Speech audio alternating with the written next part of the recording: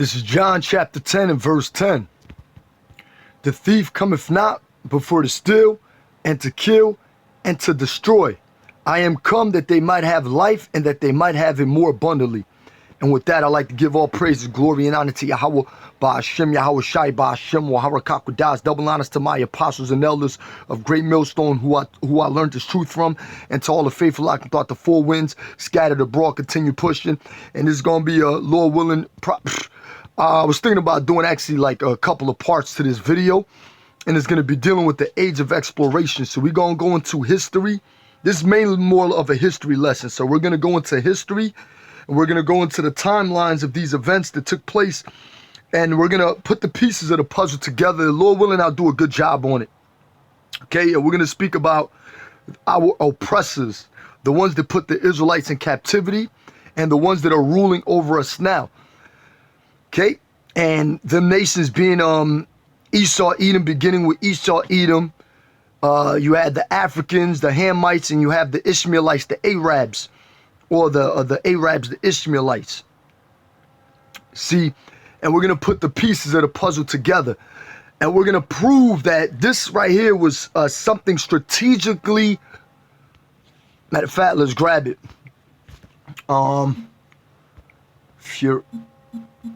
Let's grab it right quick. I believe it's in Isaiah.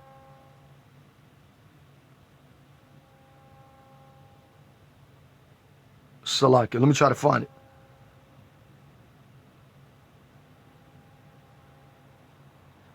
Yeah. Let's grab Isaiah chapter 51. And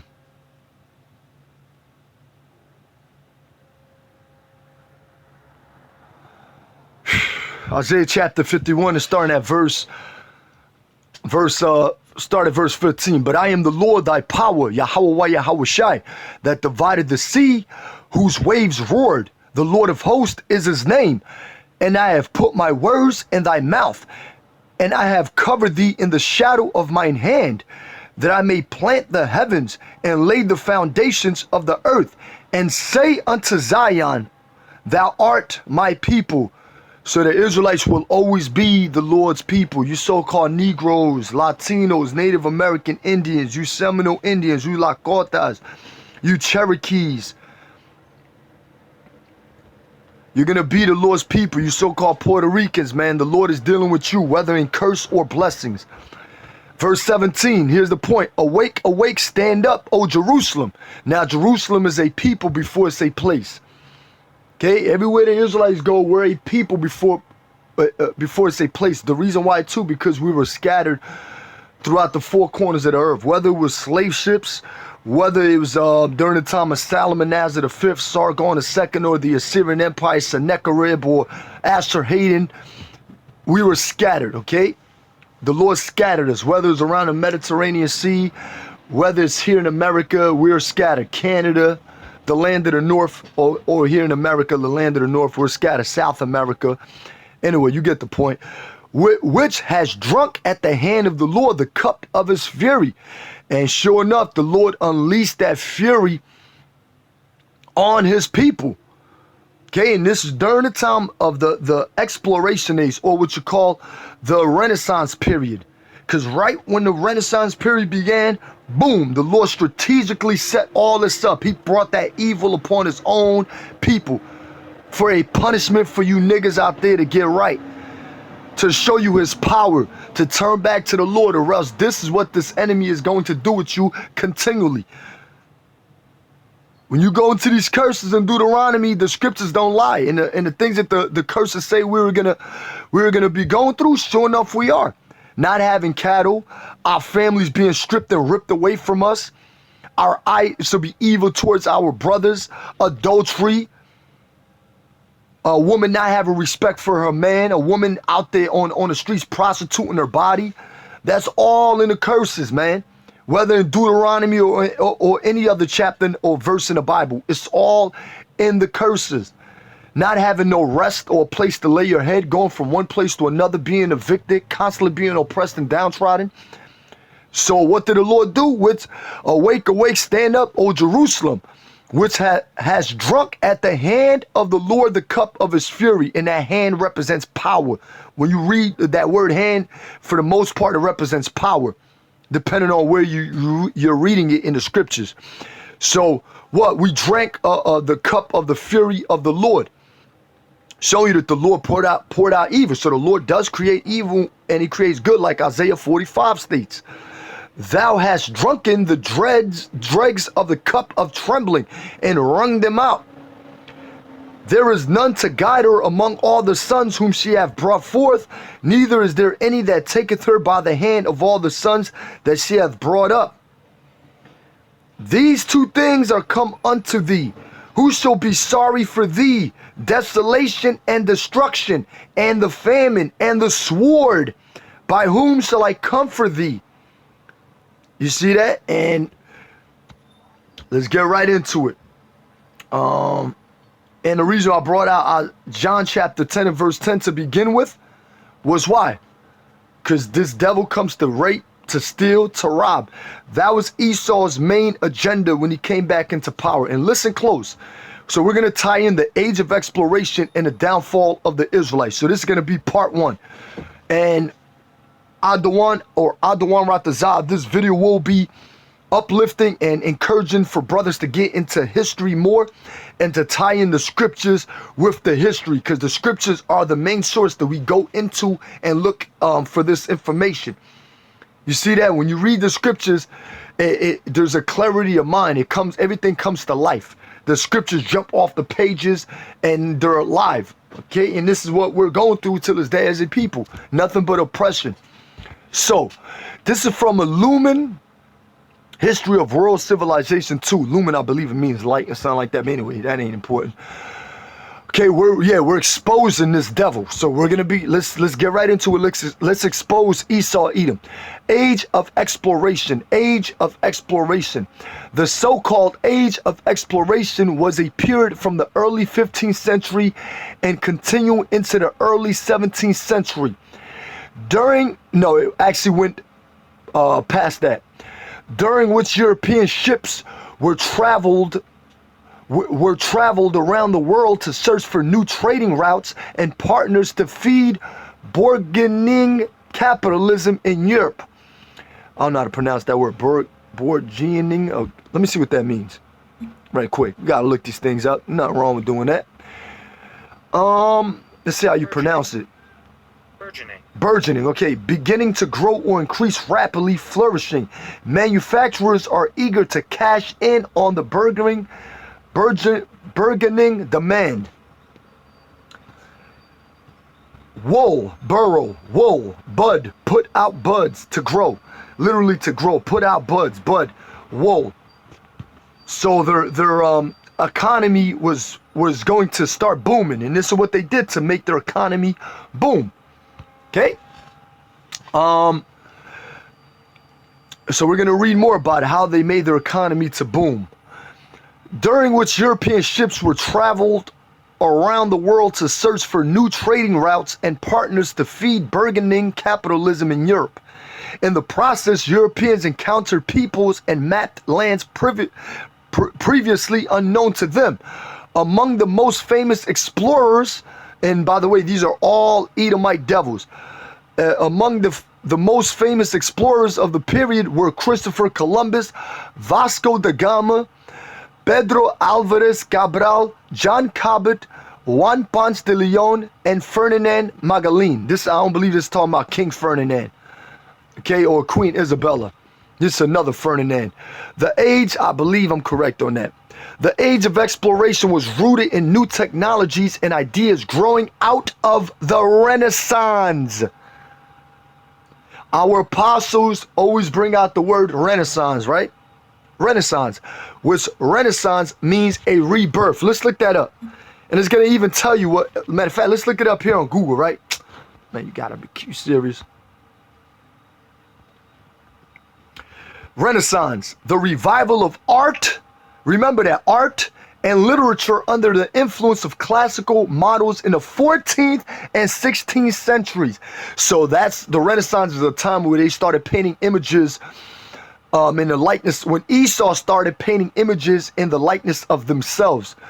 That's why we go into the scripture. I just made a video and dealing with a video dealing with color, how our Lord looked, contrary to biblical belief. How people believe, oh, the Bible doesn't speak about color. Yes, it does. All over the Bible speaks about color. It speaks about how Esau, Edom would look, and it speaks about how Jake's would look. So Renaissance was the revival of art. So why does it mean revival? Because back in the ancient world, you had Greeks painting images in the likeness of themselves. And let's grab that right quick. This is us, 1 Maccabees, chapter 3 and verse 48. These Greeks back then were Edomites. These Greeks were Edomites back then. 1 Maccabees chapter 3 and verse 48. The original Greeks were Japhetic people, were dark-skinned people. Not Esau, Edom. That's not the original Greeks. 1 Maccabees chapter 3 and verse 48. And laid open the book of the law, wherein the heathen, which are these Edomites, had sought to paint the likeness of their images. So they were doing it way before the Renaissance. Now, Renaissance, the revival of art and literature, and also too literature. During the time of the Greeks, during the time of the Ptolemaic Empire, you had the Ptolemaic Empire commissioned or ordered the writing of the Hebrew Old Testament into the Greek language. That's why we started speaking the Greek language. We were Hellenized during that time. It's something that the Christians don't get. The fake Christians. The real Christians are Hebrew Israelites. And we can prove it. We're going to constantly prove it every single day. When we sleep, when we wake up, when we walk, when we're on the bus, when we're on a train, when we're at camp, we're going to constantly prove it. The revival of art and literature. That's why Esau, Edom will change the literature around. Remember, they control the printing press. They control what they put out there. But just so happens that the Lord allowed these devils to write, okay, to write the Bible and print up Bibles that we use. And this is why too, because Proverbs chapter 21 and verse 1, the king's heart is in the hand of the Lord. So the Most High put it in Esau, Edom's mind to bring out to write that information so we can utilize it, just like the internet, so the Israelites can utilize it. As the rivers of water, he turneth it whithersoever he will. Every way of man is right in his own eyes. So Esau, Edom thinks he got power by his own hand. No. The Heavenly Father in Yahushua gave you that power, devil. Remember that. But the Lord pondereth the heart. So the Lord is the one that made Esau create these books for us to use, such as the book I like using, Facts of Facts, the Babylon of Timbuktu.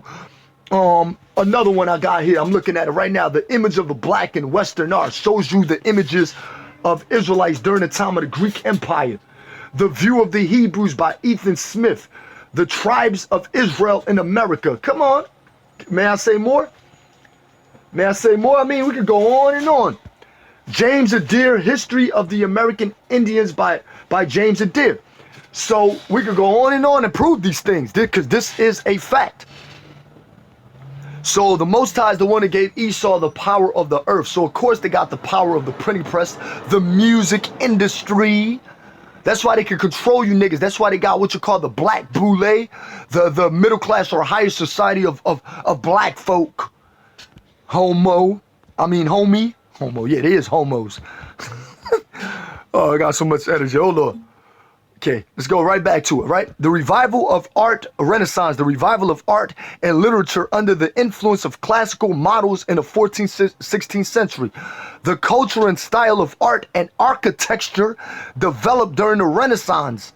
Yeah, and a lot of these Roman, the architecture that you see here in America and a lot of places in like Rome and Italy, all go back to ancient Rome. Ancient Rome, all it goes back to ancient Rome. If you see the how America's structure is built, it's built off the Greco-Roman society of old. Same exact thing. That's why the scriptures say what? There is no new thing under the sun. So it says here, renewal, revival, resurrection, reawakening, reemergence. Why? There was a time that Esau, Edom had to reawake, right? So now let's grab the scripture before we go more into that article, because there's a lot to read over there. But this is where we get the main source from. This Revelation chapter 20 and verse 1. And I saw an angel come down from heaven, having the key of the bottomless pit and a great chain in his hand. Now, the bottomless pit refers to what? It refers to Europe, because Europe was in a time of deep sleep, a time of slumber. It lacked certain resources that you couldn't find. You couldn't find there, but you could find it in other places of the world, but you couldn't find it in Europe. So the Most High put a curse over that Europe. Even during that time, he put a curse coming to the dark age, or the end of the dark age. He created what you call the bubonic plague, or the Black Death, that killed a lot of you Moors in Europe. So the Most High is the one that created those plagues to bring Esau back into power by killing a lot of you Jakes off. And that's brilliant. That takes a super mind to do that. And nobody can think of something like that but the Most High. But we're drawing it out. We're bringing out this education and letting our people know that this Bible does not lie. Everything that we speak, we can back it up with scriptures. Everything. So unlike everybody else on this earth that uses the Bible, we know how to do it. And I'm not trying to sound arrogant, but it's the truth. Having the key of the bottomless pit and a great chain in his hand. Pit is likened unto a land. So Europe is a pit. And a great chain in his hand. Hold on. Hold on. Hold on. Hold on. Oh, man, hold on. Pit.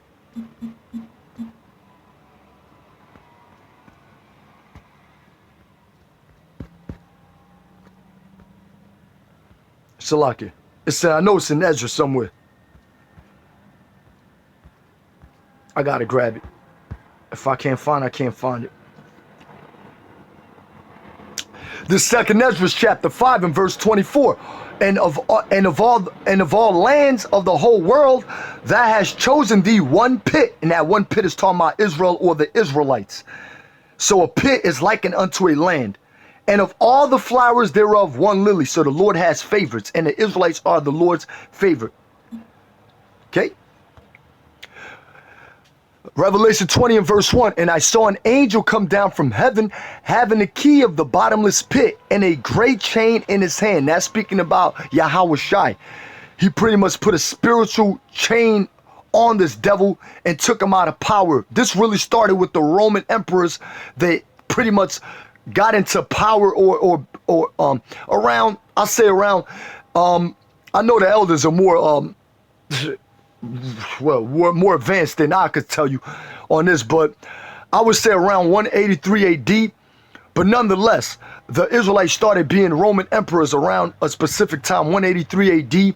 And in 325, Constantine took over Asia Minor, or around that area where you get the Constantinople, or oh man, there's another name for it. Constantinople, Asia Minor, Istanbul. This, oh man, what's the other name? Damn, I forget. Well, anyway, Constantine was an Israelite. He was a pagan worshiper. He started, he summoned what you call the Council of Nicaea. Not summoned. He allowed the councils of Nicaea, to pretty much amalgamate different belief systems, and that's when Christianity really took place, around that particular time. In 325 AD, all them idols and stuff like that. He was a sun worshiper, but it happened around like 325 AD. But anyway, nonetheless, the Israelites started taking place during the time of the Dark Ages. Okay, little by little, we started getting power. So we ruled for about 1,000-year period. You brothers and sisters could type in the Byzantine Empire, and it'll tell you 100 years. It roughly is around 1,000 years of power that we had. And this devil had a great chain. Esau, Edom, the so-called white man, was living in the Caucasus Mountains. He was up there in Georgia, Russia. And you also had Edomites living in Europe, in different places of Europe. They were subject to the Moors. So not all Esau was up there in the Caucasus Mountains, but the elites were. Most of the elites were. And it says here, And he laid hold, so Yahushua says this, what? And he laid hold on the dragon, that old serpent, which is the devil and Satan. And devil goes into a serpent like man, and Satan as well. Satan means adverse or adversary to the Israelites, or just to the world in general. Well, devil means the deceiver, a slanderer, one that's prone to slander, a devil like man, and that's Esau Edom. It's not talking about spiritual demon Satan, and no, it's not talking about spiritual demon Satan. It's talking about a devil like man, somebody that is constantly deceiving the world with philosophies. And that's what this devil did when he came back into power during the Renaissance period. Renaissance means rebirth. Back Naissance means birth. A rebirth of Esau Edom. So that's all Renaissance means, which is the devil and Satan, and bound them 1,000 years. So what? When you type in Byzantine Empire, it'll tell you what? 1,000 years, or roughly 1,000 years, or what you call the Holy Roman Empire. And west of the empire fell around 476 AD or 475 AD. But we were in the east, okay? We were established in the east, and of course we branched off to rule the whole Europe, even North Africa, the Moors. We had riches. We had a lot of substance and a lot of riches back then. While Esau Edom had a chain over him. He didn't have the power to come back into power. No, the Most High had to bring him back. And it's going to tell you here. And cast them into the bottomless pit, so that's Europe again, and shut him up, and set a seal upon him, that he should deceive the nations no more. So Esau Edom could not deceive the nations no more till what? Till the 1,000 years should be fulfilled. And after that, he must be loosed a little season. And that's when you go into the age of exploration, or the Renaissance, or the age of exploration period. This devil came back into power. So since around 14 something, 3 something AD, he's been ruling for a little season. And this little season was roughly really around 400, 500, 600 years, 5 around there, circa. So this devil's only been ruling for like 500 or 600 years. And look at the damage that he has done to the earth. You know how many companies, I was just watching, might do a video on this too, and it ties in with prophecy, how this devil destroys the earth. You got like around like 5 or even more companies of Monsanto's in the island of Puerto Rico. Okay, they use what you call Roundup. I know about that chemical because I used to work in a hardware store. That shit is deadly. Roundup, or genetically modified organisms, where they take out the seeds and, you know, pretty much modify food. And when something is modified or artificially made by man, it's not good to your body. It's an invasive species. It's an invasive product. And that right there, break your body down, and in your immune system. You can't think right. The decisions you make, oh, now I can take a mark of the beast now because my mind didn't think, well, oh, now Esau Edom can have the rule over me forever. And that's what these devils want. That's why they feed you this bullshit. But some brothers, man, they eat all this fucking shit without even knowing that they still strong. Ain't nothing happening to them. Why? Because we pray over our food. So this devil was loosed after 1,000 years. You see that? This is Revelation chapter 13. No, before I grab that, let's go more into... Oh, come on, man. Hold on. Hold on. I believe it was on this one. Yep. So, age of exploration. Let's jump to this second paragraph here. The age of exploration was rooted in new technologies and ideas growing out of the Renaissance. Rebirth. These included advances in cartography. Cartography is like dealing with maps. I know it does deal with maps. The science or practice of drawing maps. Okay. Okay. Oh, damn it.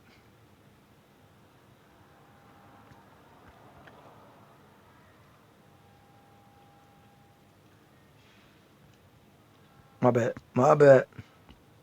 I ain't get to that yet.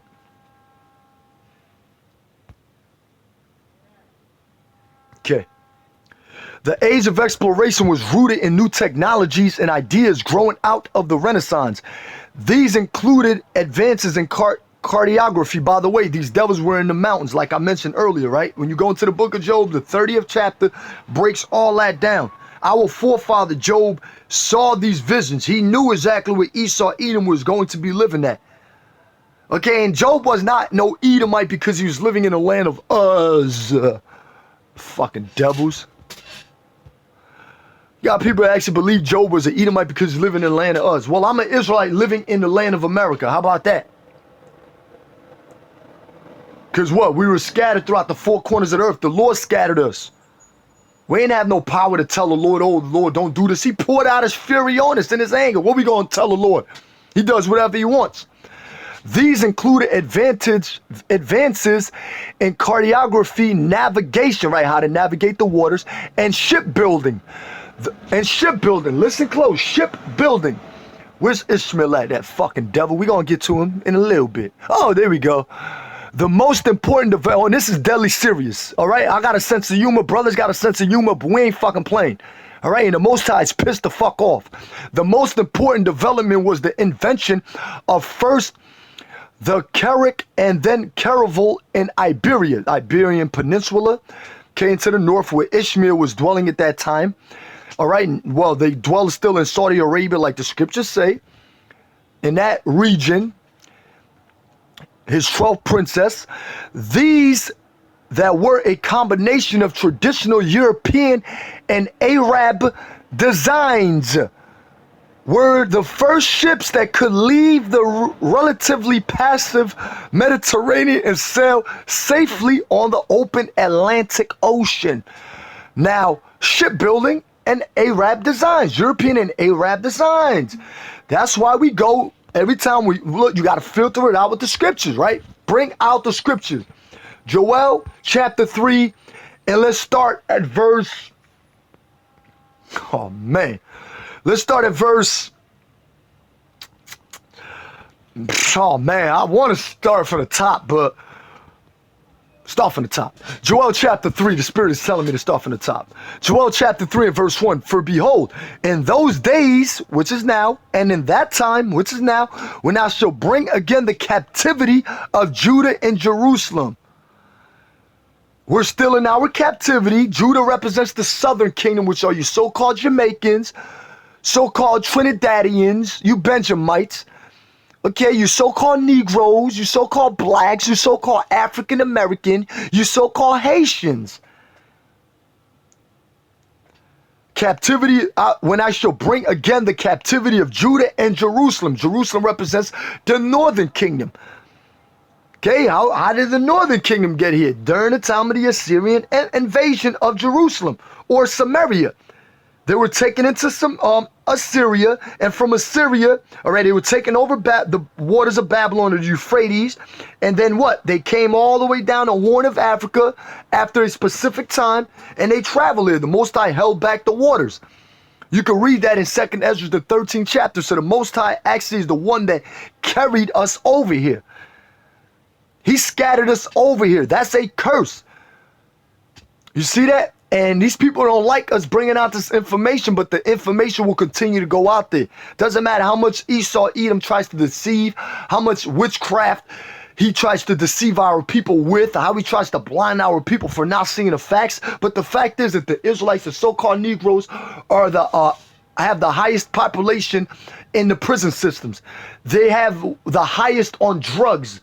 When you look at the Native American Indians in the Pine Ridge Reservation, over there in the Dakotas, when you look at the Cherokee Nation, what happened to them? Okay, they were moved into reservations west of the Mississippi from Georgia and other parts that were in above Georgia. What's that state? Damn, West Virginia, I believe, Salakia. They were moved what into the west of the Mississippi. It might be West Virginia. I gotta look that up again. Right? We suffer the same exact thing. The so-called Negroes and the Latinos suffer the same exact thing. The Seminole Indians fought 3 wars against the so-called white man Esau down in Florida. The 3 Seminole Wars. That ties into biblical prophecies. Genesis, the 49th chapter. The dignity, man. When you look at that, matter of fact, I ain't got to grab that, but the Reubenites or the tribe of Reuben fought against Esau, Edom, and Andrew Jackson. Okay, and his administration, and even before that. So the North American Indians had a problem with the so-called white man. He broke his peace treaties. Until this day, he's still doing it. Why is that? Because we're the people of the Bible. This is Jeremiah chapter 50 and verse 33. Jeremiah chapter 50 and verse 33. Thus saith the Lord Yahweh Shai of hosts, or thus saith the Lord of hosts. Host means armies. The children of Israel and the children of Judah were oppressed together. That's why you so-called Negroes and Puerto Ricans are always in the same ghettos together. Go to any one of these, even go to Springfield, Massachusetts. You see Judites and what? Ephraimites together. So-called Puerto Ricans and Negroes together. Go to these New Jersey ghettos. Go to these New York ghettos. Go to these Chicago ghettos. You see the same exact thing going on. The Native American Indian tribes come together because they suffer the same exact thing. The Cherokees, the Lakotas, they come together. The Seminoles, they all come together. Why you think the black Seminoles, the so-called black Seminole Indians, came together with the Seminole Indians or the Reubenites, Judah and Reuben, and fled in places to Mexico? Yes, the Judites and the Reubenites fled into Mexico from Esau, Edom. Look it up. There's videos on YouTube about that. Look it up. Why they go to Mexico? Because that's their people too. You Issacharites. You Aztecs. Okay? Thus saith the Lord of hosts, the children of Israel and the children of Judah were oppressed together, and all that took them captives held them fast. They refused to let them go. Until this day, Esau, Edom does not want to let the Israelites go. He does not want to let the Israelites go. He doesn't. That's why the scriptures say this too. Let's grab it right quick. This Baruch.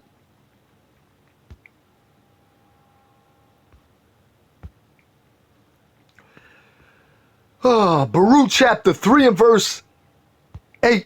Baruch chapter 3 and verse 8. Behold, we are yet this day in our captivity, where thou hast scattered us. So the Lord scattered us for a reproach and a curse, and to be subject to payments according to all the iniquities of our fathers, which departed from the Lord our power. So we are yet this day in our slavery, captivity. It's just a different type of bondage. Some of us receive it harsher or harder than other Israelites, but it's still captivity nonetheless. Doesn't matter how much money they offer you in this society, it's not going to relieve you of the things that you go through. You're not going to be enjoy here. This Micah chapter 2, let's grab that right quick. Micah chapter 2.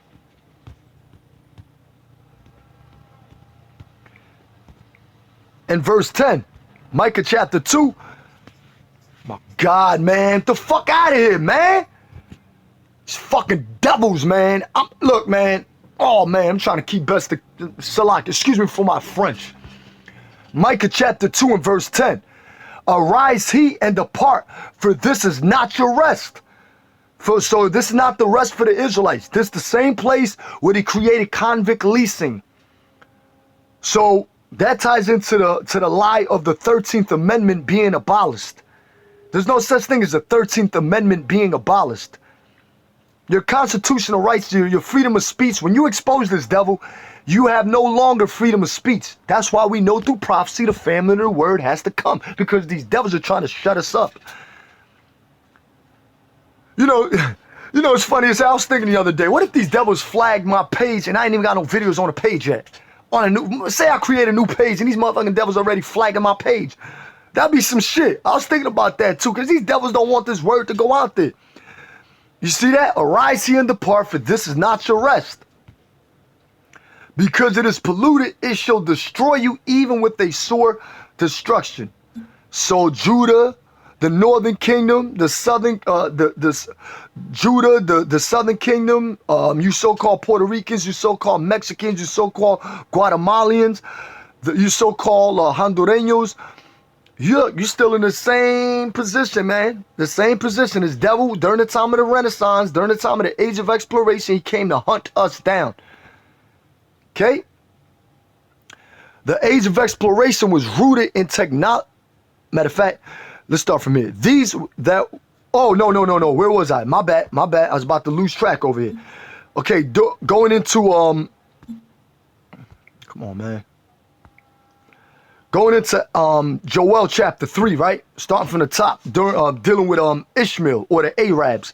Joel chapter 3, starting at verse 1. For behold, in those days and in that time, when I shall bring again the captivity of Judah and Jerusalem, I will also gather all nations, meaning he's now speaking about these natural Gentiles, these other nations, and will bring them down into the valley of Jehoshaphat. Yahweh Mashapah, how you would say it in the Hebrew. Yahweh Mashapah, meaning the Lord's judgment. And that right there is speaking about the so-called Middle East. All right, where World War III is going to take place. That's inevitable. You cannot avoid that. And these nations are gearing up for World War III, and it's going to come. All right, the prophecies are speaking loud, and they are speaking perfectly clear. And I will plead with them there for my people and for my heritage, Israel. All right, the Israelites, whom they have scattered among the nations and parted my land. Because you got imposters living in Palestine. You got imposters living in Israel. None of those two nations belong there. You got Esau living in Israel or Palestine, which makes part of that too, which are what? These Arabs or these Ishmaelites. None of those two people belong there. Okay? None of these two people belong there. And there's vast history dealing with that. Okay? How they got into that land.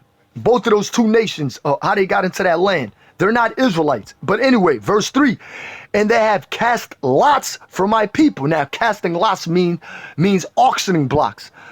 Sold to the highest bidder. Who wants this slave here? This is a strong black man. Okay, you bid, okay, you got him on your plantation. Okay, and that's betting. And that's exactly what they do with the NBA draft. Same exact thing. And that's just one thing to mention. There's plenty of things. It's just not popping in my mind right now. Then again, I got to look these things up as well. No, but it's certain things ain't popping in my mind right now. And they have cast lots for my people, and have given a boy for a harlot, and sold a girl for wine, that they might drink. The Arabs built the slave ships. I just read that to you in the article. They even tell you that. The Portuguese what? Sold the Israelites off the west coast of Africa, and even on the east coast of Africa. What did they do? They sold you jakes on auctioning blocks. Okay? And have given a boy for an harlot, and sold a girl for wine. So they pretty much turned our people out. That's why people, till this day, they don't know how to act. They act a fool. They act like a bunch of animals gunning each other down on the streets because their mind is so polluted with Esau's philosophies and wine is strong drink that our people are marked for death. And that's the way the Most High set it up, so we can't argue with that. That's why the scriptures say, what? 2/3 shall be cut off and die here in America. 2/3 are going to be cut off and die here in America. You see that? Okay, so that's speaking about what? The Arabs, right? Now, here we go. Let's continue. Esau and Edom, okay, the Portuguese, the British, the Dutch, the Germans, they're all Edomites, man. Who funded the slave trade? The elites of Esau, Edom. The elites. Joel chapter 3 and verse 4. Yea, and what have ye to do with me, O Tyre and Zidon? Now, this is speaking about what? Hamites and all the coast of Palestine. Now, the original inhabitants of Palestine were who? The Philistines. That's when you look at that word Palestine, it'll tell you the home of the Philistines. Palestine. People don't even know that. You ask people, what does Palestine mean? What does it go back to? They don't know, but it says here Philistia, true, or the Philistines, Hamites, dark-skinned people. Now you got what? Ishmaelites there. You got Arabs there. Will he render me a recompense? The Africans who sold the Israelites off the west coast of Africa. The Africans sold what? The Negroes to the Portuguese. Will he render me a recompense? Like, what you gonna pay back the Most High? Will you render me a recompense? So the Most High is asking a question. Will you pay me back for what you did to my people? Your money is no good here. Go on. Your money is no good here. That's why they try to seek to please the poor. Esau Edom knows he did wrong to our people and he's still wronging us. But that's why they try to seek to please the poor. They trying to give Native American Indians giving them parcels of lands. Nigga, they indigenous to this land. They were here way before Esau Edom came here during the age of exploration. They were here. You're gonna give us back what you stole? Reparations ain't enough, man. Ain't no reparation means to repair. A repairing. You're not going to repair the damage that you devils have done. That's impossible, man. We don't care about your money. Then what, to go smell chemtrails? Or to breathe in chemtrails? Or to eat GMO foods? How about that? You don't violate one small violation is enough for the Most High to destroy this whole earth. Just one small violation. And this is what you devils did. And this is a major violation. But anyway, I'm going to grab it. Zechariah chapter 2 and verse 8. For thus saith the Lord Yahweh Yahushai, the Lord of hosts. After the glory hath he sent me unto the nations which spoiled you. Esau, Ham, the Africans, Esau Edom, the so-called white man, the Arabs, the Ishmaelites, the Japhites, the Hawaiians, the so-called Hawaiians, the Elamites, the East Indians. Okay? For he that toucheth you toucheth the apple of his eye. And what? You have touched, by touching us, you touched the Most High. You touched his possession. His prime possession, his possession. By putting us on cargo slave ships and on and putting us in these reservations and putting us in these ghettos. You have touched us. Joel chapter 3 and verse 4 again. And if you recompense me, swiftly and speedily will I return your recompense upon your own head. Meaning it's no good here. Like, get that out of here. It's not good to buy you a safety on the side. All right, when we get those spiritual powers, or even all you people in the society gonna get it. Even a lot of our people, the black boulets, even the chocolate covered crackers, you gonna get it. The angels see everything. Best believe the eyes of the Lord are upon a sinful kingdom. They see everything that's going on. They see Esau Edom's enchantments and sorceries and witchcraft. They see all that. Nothing is hidden in the sight of the Most High, and the angels are recording everything. Yes, the angels record everything, and they take it right back to the Heavenly Father and give him that report. And because ye have taken my silver and my gold, and have carried into your temples my goodly pleasant things. When they came over here during the time of the exploration age, what did they take from the so-called Puerto Ricans? Gold, silver, and even precious stones, or the Arawaks, or the Taino Indians, or the island of Española. What did they do when they went over there to Brazil? The coffee, sugar cane, all this stuff in the islands, Bermuda, wherever it's at. Sugar cane, sugar, cotton, over here in America, you name it. Okay, they benefited off our downfall. So they took it what? They took it right back to Europe and built the economy of Europe. Why? Because it's a bottomless pit, man. It's a bottomless pit. I've been there, and I'm telling you, the vibration of that place is scary. I'm telling you, I've been there back in 1991. The vibration of that place is scary. It don't feel good over there. Our people are still in those ghettos over there, being mistreated by the police, by the government over there, in Portugal and Spain. Well, sure, of course, you got a lot of our people still there, but we're being what? Mistreated. You see that? Verse 6, the children also of Judah, so the Arabs built the slave ships, which are Ishmaelites. The Africans sold us to the Portuguese, and the Portuguese and all those other Edomite families were funded by the higher elites, and that's a fact. The children also of Judah and the children of Jerusalem have he sold unto the Grecians, that he might remove them far from their border. You see that? And that's exactly, this is going to be part one. I'm going to wrap it up. This is going to be part one. Okay, and that's what these devils did. They removed us far from our borders. Look at during the time of 70 AD, we fled into the west coast of Africa. After that, these Grecians, by the way, speaking about, it's not speaking about Javan or the original Grecians. It's speaking of, because Javan, you're not going to find no prophecy that the Medes or the Japhites sold us into captivity in this manner of way. They didn't remove us far from our border. You're not going to find no documentation stating that. And I dare one of you Edomite scholars to prove us wrong. So what? They removed the Israelites far from our borders. They took us from the west coast of Africa, even from 70 AD, from Israel or Jerusalem to the west coast of Africa, over here to the Americas. And here we are. And we're also over there in we're all over the world. But they removed us far from our borders, meaning we're not in our homeland now.